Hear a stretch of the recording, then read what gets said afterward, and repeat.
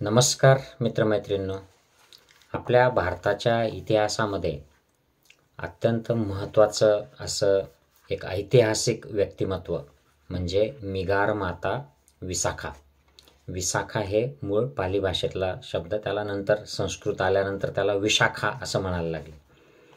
तर हे व्यक्तिमत्व इतकं मोठं आहे की अनाथपिंडिका यांना जे महत्त्व आहे बुद्धाच्या जीवनामध्ये, बुद्धाचा धम्म प्रसारित करण्याच्या कामामध्ये, तेवढंच महत्त्व या विशाखा ज्या आहेत, मिगार माता विशाखा यांना आहे. तर यांच्याविषयी भगवान बुद्धाचं एक वचन आहे, त्याच्यावरून तुमच्या लक्षात येईल की ते किती महत्त्वाचं व्यक्तिमत्व होतं. तर ते म्हणतात की एतदं दंग भिक्कवे मम साविकानं उपासिकानं दायिकानं यदिदं विशाखा मिगार माता. आता हे जे पाली वचन आहे याचं मराठी असं आहे की भिक्षूंनो, माझी उपासिका आणि श्राविका यांच्यामध्ये, दायिकांमध्ये विशाखा मिगार माता ही अग्रस्थानी आहे. म्हणजे भगवान बुद्धांनी त्यांना ते स्थान दिलेलं होतं. आणि हे ही जी विशाखा आहे ही पूर्व जातकांमध्ये जे कश्यप सम्यक संबुद्ध झाले होते त्यावेळेला कश्यप सम्यक संबुद्धांची ही बहीण होती. आणि तिने त्यावेळी देखील खूप पुण्य कमवलं होतं, त्यावेळी देखील खूप धम्माचं पालन केलं होतं, दान केला होता, धर्म पाळला होता. आणि यावेळेला ती भगवान बुद्ध जेव्हा सम्यक संबुद्ध झाले त्यावेळेला देखील ती मनुष्य जन्मामध्ये होती. तर ही माहिती मी तुम्हाला, हे विपश्यना रिसर्च इन्स्टिट्यूटचं पुस्तक आहे, 2 पुस्तकं आहेत त्याचे, आणि एक माशंग मोरे सरांचं बुद्ध धम्माचे संदेशवाहक हे पुस्तक आहे, आणि कॉम्रेड शरद पाटलांचं हे बुद्ध भिक्खू आनंद आणि विशाखा असं पुस्तक आहे. यातली थोडी माहिती, खरं म्हणजे खूप चांगलं कॉम्बिनेशन आहे. ब्राह्मणी आणि अब्राह्मणी साहित्याचा, इतिहासाचा अभ्यास करणारे कॉम्रेड माशंग मोरे हे बुद्ध धम्माचा सामाजिक आणि ऐतिहासिक अंगाने अभ्यास करणारे, आणि इगतपुरीचे जे पुस्तक आहेत हे आध्यात्मिक बाजूने, त्रिपिटक जे ओरिजिनल आहेत त्याचा अभ्यास आध्यात्मिक पद्धतीने समोर आणतात. तर याचं कॉम्बिनेशन मी तुम्हाला थोडक्यात सांगायचा प्रयत्न करतो. तर ही जी विशाखा आहे ही मगध देशचा राजा बिंबिसार याच्या राज्यामध्ये भद्दीय नावाचं एक नगर आहे. या नगरामध्ये मेंढक नावाचे एक अत्यंत श्रीमंत गृहस्थ आहेत. त्यांच्याकडे अपरिमित अशी श्रीमंती आहे. म्हणजे राजा या लोकांना, हे जे श्रीमंत व्यापारी असायचे, यांना आवर्जून मानपान द्यायचा, कारण त्यांच्यावर त्या राज्याचा एक श्रीमंती अवलंबून असायची आणि त्या राज्याचा देखील एक स्टेटस अवलंबून असायचं. जसं आजच्या जगामध्ये मोठे मोठे उद्योगपती देशाच्या संपत्तीसाठी, रोजगारासाठी महत्त्वाचे असतात, तसं त्यांचं स्थान असायचं. आता विशाखा ही लहान होती आणि हे जे मेंढक नावाचे जे व्यापारी होते यांचा मुलगा धनंजय याची ती मुलगी होती. म्हणजे मेंढक यांची ती नात होती. आणि ती 7 वर्षाची असतानाच या भद्दीय नावाच्या नगरात भगवान बुद्धाचं प्रवचन होतं, आणि मुलींसोबत हे मेंढक जे होते त्यांनी नातीला सांगितलं की जा तू पण, भगवान बुद्धाचं प्रवचन आहे, तू पण ऐक. तर ती तिथे प्रवचनामध्ये ऐकायला गेली आणि त्या धम्माच्या उपदेशाने तिचं पूर्वीच्या पारमिता पूर्ण झालेल्या होत्या बऱ्याच, त्या उपदेश ऐकून आणि तिनं धम्माचं पालन केलं आणि त्याच्यात ती श्रोतापन्न झाली अगदी कमी वयामध्ये. तर त्या श्रोतापन्न म्हणजे असं असतं मित्रांनो की जे भगवान बुद्धांना निर्वाणाची अवस्था प्राप्त झाली याची सगळ्यात पहिली जी अनुभूती असते, पहिला एक्सपिरियन्स ज्याला होतो, ते व्यक्ती श्रोतापन्न होतात. म्हणजे त्यांचा पुढचा प्रवास हा वन वे सुरू होतो. दे कॅनॉट गो बॅक. ते परत खालच्या ज्या अवस्था असतात त्याच्यामध्ये जन्म घेत नाहीत. ते वन वे पुढच्या जास्तीत जास्त 7 जन्मांमध्ये ते निर्वाणावस्था कायमची प्राप्त करतात. अशी एक थेरॉटिकल कन्सेप्ट आहे. आता पुढे काय झालं की हे मगध राज्यामध्ये ती राहत होती. मगधचा राजा कोण? बिंबिसार. परंतु या बिंबिसार राजाचा एक नातेवाईक, तो त्यांचा जिजाजी पण होता आणि साला पण होता, पसंदी, हा शेजारच्या राज्यामध्ये राहत होता. आणि या राज्यामध्ये श्रीमंत व्यापारी फार कमी होते, म्हणजे फक्त अनाथपिंडक होते, बाकी खूप कमी होते. म्हणून याने काय केलं, पसंतीत राजाने आपल्या साल्याला किंवा जिजाजीला विनंती केली की तू तुझ्या राज्यातले काही व्यापारी माझ्याकडे पाठव, एक दोघांना पाठव. मग बिंबिसारने चौकशी केली, कोणी तयार नव्हतं. शेवटी हे मेंढक जे होते ते म्हणले की मी तर काही जाणार नाही, पण माझ्या मुलाला धनंजयला मी तिथे पाठवतो. म्हणून त्यांनी धनंजयला श्रावस्तीला पाठवलं. श्रावस्ती हे त्यावेळेचं एक सगळ्यात मोठं नगर, जसं आज मुंबई आहे तसं श्रावस्ती होतं. पण धनंजय आपल्या फॅमिलीबरोबर तिथे गेला. विशाखा पण लहान मुलगी होती. तर ते श्रावस्तीला न जाता तिथून काही योजन दूर असलेलं साकेत, म्हणजे आजचं अयोध्या, इथे ते सेटल झाले. आणि या अयोध्यामध्ये राहत असताना, साकेतमध्ये राहत असताना तिथला जो एक व्यापारी होता शेठ, त्याचं नाव होतं मिगार, याच्या मुलाशी तिचं लग्न झालं. आणि लग्न झाल्यानंतर मग ती त्याच्या मुलासोबत ती सुखाने संसार करू लागली. आणि त्या काळची गोष्ट आहे. आता हे जे होते मिगार, त्याचा मुलगा, हे निर्ग्रंथ पंथीय होते. म्हणजे त्यावेळेला श्रमण संस्कृतीमध्ये देखील वेगवेगळे पंथ असायचे. काही ब्राह्मण पंथ देखील होता आणि श्रमण संस्कृतीचे वेगवेगळे पंथ होते. त्याच्यातला निर्ग्रंथ पंथ, यांना पाखंड पंथीय म्हटलं जायचं. तर याचे ते अनुयायी होते. आणि यांना भीती अशी असायची यांच्या गुरूंना की भगवान बुद्धाचा उपदेश ऐकून आपले अनुयायी सुटतील आणि जातील, म्हणून ते या लोकांना सांगून ठेवायचे की बुद्धाचे उपदेश ऐकू नका, तो मायावी आहे, तो तुम्हाला आकर्षित करून घेईल. आणि ही जी मुलगी होती ही ऑलरेडी बुद्धाच्या मार्गामध्ये श्रोतापन्न होऊन गेलेली होती, विशाखा. तर हिने बराच त्यांना प्रयत्न केला समजवायचा, धम्म काय असतो, खरा मुक्तीचा मार्ग काय असतो, पण तो काय ऐकेना. त्यावेळेची आता हे जे तुम्हाला स्क्रीनवर दिसतंय, मिगार तो सगळं खातोय आणि समोर तिकडे भिकू मागायला आलाय, संन्यासी मागायला आला. तर ती त्या व्यक्तीला, संन्यासाला म्हणते की आमच्याकडे ताजं काही नाही आहे खायला, आम्ही सगळं जुनंच खातो आहोत, बाशी, आणि त्यामुळे तुला आम्ही काही देऊ शकत नाही, तर तू निघून जा, अशा पद्धतीचा ती म्हणते. तर तो मिगार मग तिला विचारतो की तू असं कसं त्याला सांगितलंस. तर ती म्हणते की खरंच आहे ना, म्हणे, आपण जी श्रीमंती, सुख, सगळं जे आता उपभोगतो आहोत, हे आपल्या पूर्वकर्माचं फळ आहे. आपण नवीन चांगले कर्म, फ्रेश कर्म तयार करतच नाही, आपण ताजं काहीच करत नाही आहे, सगळं उपाशी जे आहे त्याच्यावरच जगतो आहोत. तर असं ती उपदेश करत करत मग शेवटी भगवान बुद्धांना ती इन्व्हाइट करते प्रवचन द्यायला त्यांच्या घरात. तेव्हा त्याला, या मिगारला सांगितलेलं असतं त्याच्या गुरुने की तू ऐकू नको, म्हणून तो तिच्या, आपल्या सुनेच्या आग्रह असतो, एका पडद्यामागे बसून भगवान बुद्धाचं प्रवचन त्या घरामध्ये ऐकतो. आणि तो ते प्रवचन संपेपर्यंत तो इतका भारावतो त्या प्रवचनाने, धम्म ऐकतो. तर ते धम्म ऐकून तो इमोशनल होतो आणि तो समोर येतो पडद्याच्या समोर.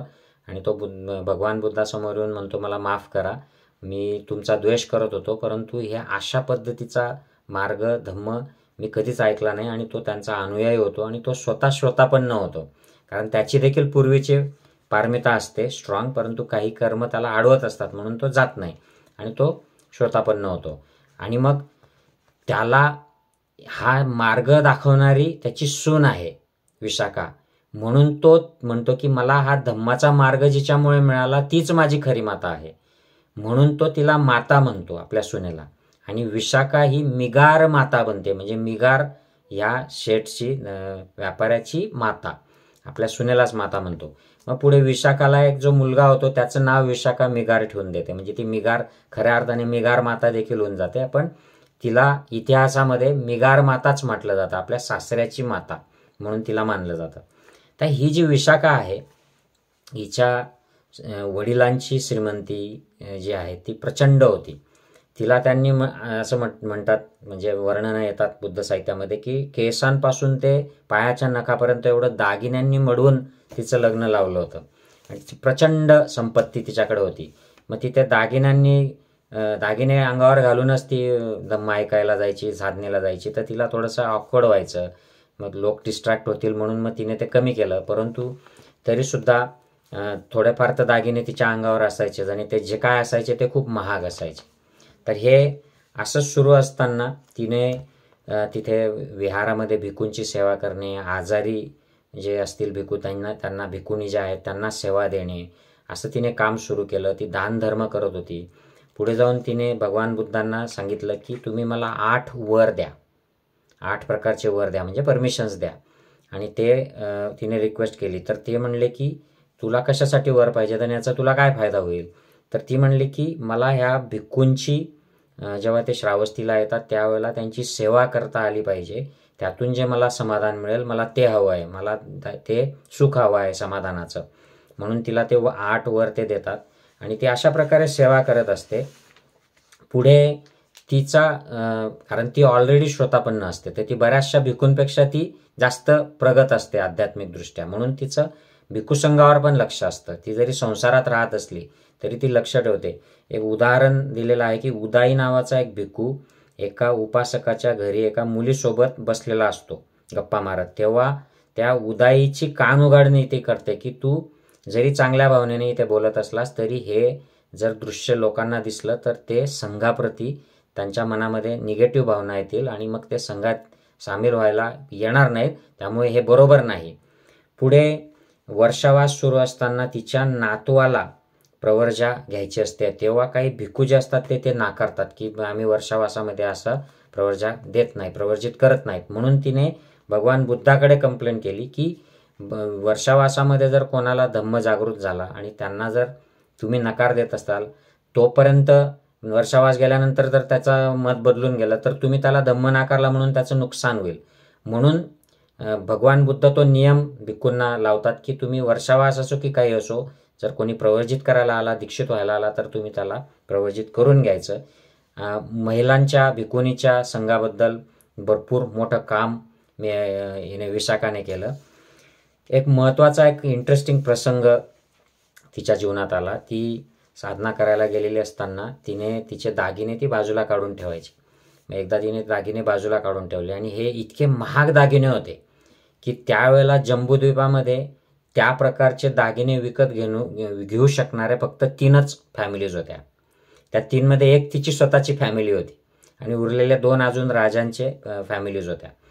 तर तिने तो हार तिथे ठेवला आणि मग त्या हाराला विशाखा परत येईपर्यंत तो हार बाजूला ठेवून दे असं भगवान बुद्धांनी आनंदला सांगितलं. म्हणजे आनंदचा त्या हाराला हात लागला आणि जेव्हा विशाखाला कळलं की आणि आनंदचा लागला आणि भगवान बुद्धांचाही त्या दागिन्यांना हात लागला. तर ते तिला जेव्हा कळलं की तथागतांचा स्पर्श त्या दागिन्याला झालाय, तेव्हा जर एखाद्या अरहंताचा, संन्यासाचा, साधूचा त्याला स्पर्श झाला भगवानचा तर ते तुम्ही परत घ्यायचे नाहीत, ते त्यांना दान करायचे, अर्पण करायचे, असा तिचा मान्यता होती. म्हणून तिने ते मनापासून त्यांना अर्पण केले. पण मग तिला प्रश्न पडला की हे करतील काय, या दागिन्यांना घेऊन काय करतील, म्हणून तिने ते विक्री करायचं ठरवलं. मग तिने सोनाराकडे गेली तर सोनार म्हणे हे घेईल कोण विकत, हे इतकं महाग आहे की हे कोणी घेऊच शकत नाही.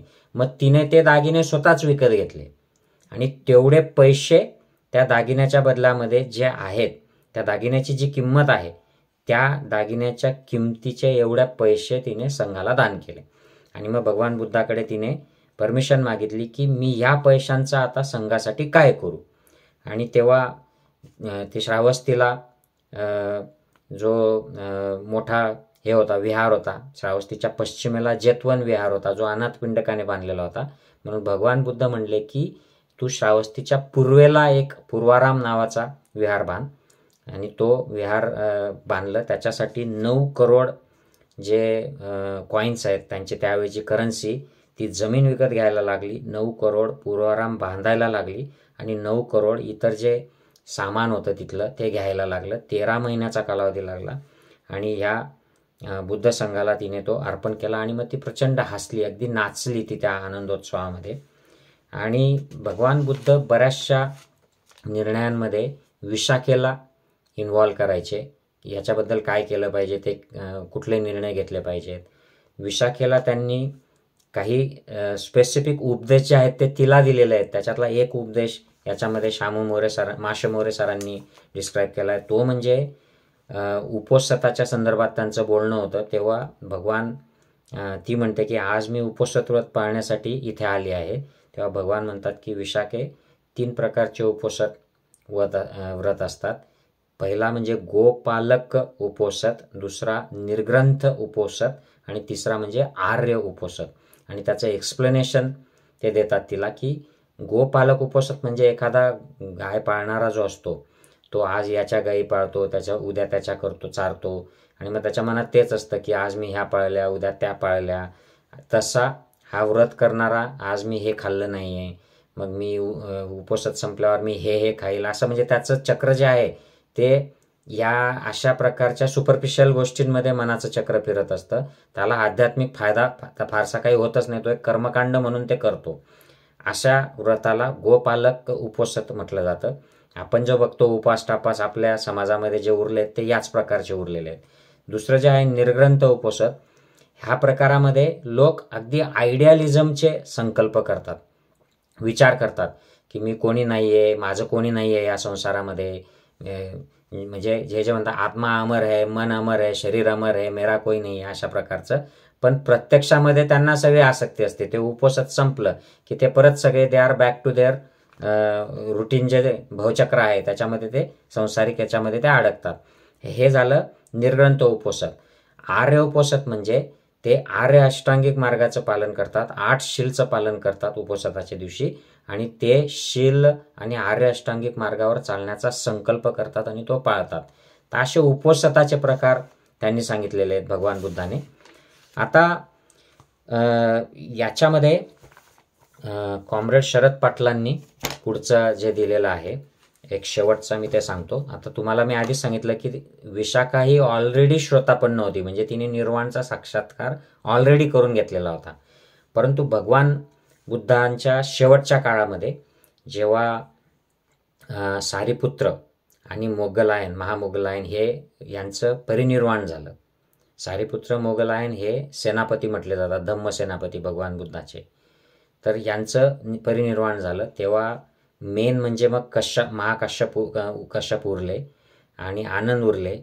आनंद भगवान बुद्धांचं महापरिनिर्वाण झालं त्याच्यानंतर 3 महिन्यांनी ते स्वतः हरण झाले. आनंद हे त्यांचे चुलत भाऊ, त्यांच्यापेक्षा 15-16 वर्षांनी लहान होते भगवान बुद्धापेक्षा. आता हे आनंद जे आहेत हे देखील हरण झालेले होते. आणि भगवान बुद्धाच्या महापरिनिर्वाणानंतर एक पोकळी निर्माण झाली आणि विशाखाला पण चिंता वाटली की आता हे कसं चालणार आहे. आणि मग त्याचा एक प्रसंग इथे कॉम्रेड शरद पाटलांनी डिस्क्राईब केला आहे. राजगृहाला संघाची प्रथम संगीती, म्हणजे जे 3 महिन्यानंतर जे पहिल्यांदा 500 अरहंत लोक एकत्र जमले आणि बुद्धाचे सगळे उपदेश त्यांनी एकत्र आणून ते त्रिपिटक तयार केलं 3 महिन्यानंतर. ही प्रथम संगीती होऊन विनय व सूत्राचे संगायन सामूहिक पाठ झाले. विनय उपालीला विचारला गेला आणि सूत्रे आनंदला. राजगृहाच्या वर्षावासात झालेल्या प्रथम संगिनीच्या आदेशावरून स्थवीर आनंद धन्य भिक्षूला ब्रह्मदंड देण्यासाठी 500 भिक्षूंच्या महासंघासह कौशांबीला गेल्याचे विशाखीला कळाले. तेथून चारिका करीत तो पूर्वारामात पोहोचला. पूर्वाराम म्हणजे जो विशाखेच्या दानातून उभा राहिलेला जो होता तिथे, असं विशाखेला कळलं. बुद्धाच्या महापरिनिर्वाणानंतर आनंदचा पूर्वारामात हा पहिलाच वर्षावास होता. त्यामुळे श्रावस्तीच्या नागरिकांची गर्दी त्याला भेटण्यासाठी, त्याच्याकडून धम्म उपदेश घेण्यासाठी लोटली. त्यांना धर्मोपदेश करीत असताना त्यांना विशाखा पूर्वारामात भेटली नाही. पण दुसऱ्या दिवशी सकाळी ते जेतवनात गेले तर ते आनंद गंधकुटी बाहेरच्या मणिफलकाला वंदन करत उभे राहिले. नीरव शांतता होती. या शांततेचा भंग करीत भगवानांचा आवाज आनंदच्या कानात शिरला. भिक्षूंनो, ज्येष्ठ भ्रात्यांचं अनुगमन करा. म्हणजे जे सिनियर जे आहेत, धम्मावर चालणारे जे भिक्खू आहेत त्यांचं अनुगमन करा. स्मृती कल्लोळात आनंद घडून गेला. मणिफलकापर्यंत गेलेल्या त्याच्या लांब सावलीला आणखी एक सावली येऊन मिळाली. तो मागे वळला. त्याचे छातीचे ठोके बंद पडल्यासारखे त्याला वाटले. समोर विशाखा उभी होती, पण जणू पुनर्जन्म झालेली, पूर्ण वेगळी. ती भिक्षुणी वेशात उभी होती आता म्हणजे विशाखेने संसार पूर्ण सोडला, गृहत्याग केला आणि ती भिक्षुणी झाली. तिचे सौंदर्य वैभव चिवरांनी पार आकसवून टाकले होते. कातळावरून दरीत झेपाळणाऱ्या प्रपातधारांसारख्या तिच्या केश संभाराऐवजी कापणी झालेल्या शेतातल्या कोवळ्या गवतासारख्या आखूड बटा पदराखालून भुरभुरत होत्या. आता कॉम्रेड शरद पाटील हे शब्दांचं वैभव होतं त्यांच्याकडे, त्यामुळे ते वर्णन करताना अत्यंत अलंकारित वगैरे असं वापरू शकायचे. आपल्याला वाचायलाही ते जड जातं. बालिश भासणारा तिचा चेहरा, मग धुसर होऊन आसवांनी डबडबलेले तिचे डोळे, मोठे डोळेच त्याला दिसू लागले. तेही धुसर झाल्यानंतर कोणीतरी आपल्या पायावर कोसळून ते अश्रूंनी भिजवत आहे एवढेच त्याला जाणवले. म्हणजे विशाखा त्याच्या पायावर कोसळली, म्हणजे पाय तिने धरले आणि अश्रूंनी ओथंबलेला चित्कार निघाला, "भन्ते आनंद, माझे आर्य आनंद." समोरच्या पूर्वारामातले असंख्य हत्ती पुन्हा सजीव झाले आणि त्यांच्या चित्कारातून एकच गजर उठला, "धम्मं शरणं गच्छामि." असं हे मिगार माता विशाखाचं जे ऐतिहासिक पात्र आहे, ही ऐतिहासिक व्यक्तिमत्व आहे आणि अत्यंत प्रेरणादायी. याच्यात एक मात्र गोष्ट क्लिअर नाही आहे. ही मी बराच प्रयत्न केला सगळीकडून वाचायचा, शोधायचा, की पुढे विशाखेचं काय झालं, म्हणजे परिनिर्वाणासंदर्भात, की परिनिर्वाण झालं की त्या अरहंत झाल्या नाहीत त्या जन्मामध्ये, हे कुठेही मला वाचायला मिळालं नाही. तर मी अजून ते शोधायचा प्रयत्न करीन आणि अपडेट करीन. परंतु जर तुम्हाला कोणाला याबद्दल कुठे मिळालं, जाणकारांना कुठून मिळालं, तुम्हाला म्हणजे जाणकारांकडून माहिती काढून की त्या जन्मामध्ये मुक्त झाल्या का, अरहंत झाल्या का, ही माहिती मला मिळाली नाही आहे. याच्यात हे जे पुस्तकं आहेत इगतपुरीचे, याच्यात श्रोतापन्न झाल्याचं म्हटलेलं आहे, परंतु त्यांचं परिनिर्वाण झालं का, अरहंतपद मिळालं का, अरहंताचं पोझिशन मिळाली का, हे क्लिअर नाही आहे. तर I hope this is inspiring. या अशा पात्रांचा अभ्यास केला आपण, ऐतिहासिक पात्रांचा, की आपल्याला त्यातून धम्म कळायला मदत होते, प्रेरणा मिळते. आणि धम्म म्हणजे काय, तर शील, समाधी आणि प्रज्ञा यांचा अभ्यास आहे. बेसिकली विपश्यना करायची आहे सगळ्यांनी, डीप जायचं आहे आणि डीप जात मन जेवढं शुद्ध होईल तेवढं ह्या जन्मामध्ये करायचं आहे. हे असंच चालणं, भगवान बुद्धाच्या सांगितलेल्या मार्गावर चालणं म्हणजेच धम्माचं आचरण करणं, म्हणजेच भगवान बुद्धाची पूजा करणं होय. नमो बुद्धाय.